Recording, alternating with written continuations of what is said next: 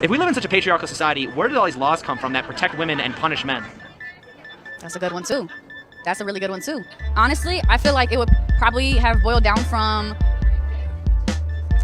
either men that have like more of a feminine mindset, not to be like offensive, or like just men that have, daughters and wives and just in their feminine energy, or because they have daughters and mothers and such. No, not just that. Men could be just. And in this though, what we like to just hyper focus to is all the legislation put in place to protect women was very similar to slavery, to emancipation, Jim Crow, to civil rights, which is still ongoing and never ending, whereas it's not flawless because it was white men that had to implement it. However, common things like rape came through because the Quakers used slaves.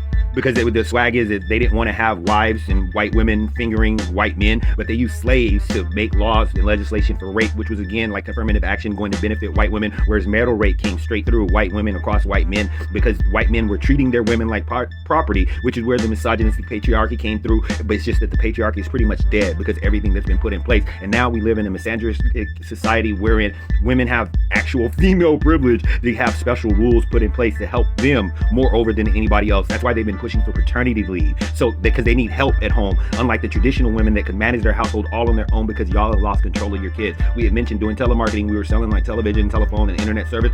We cannot tell you how many mothers were screaming about, well, I need the television quicker because of my kids, and we're just sitting there like, y'all don't have belts where you're from, your trees don't grow switches, right? The reason your kids are running out of control is because of you, sis. That's just all. That's why I'm not thinking anything. I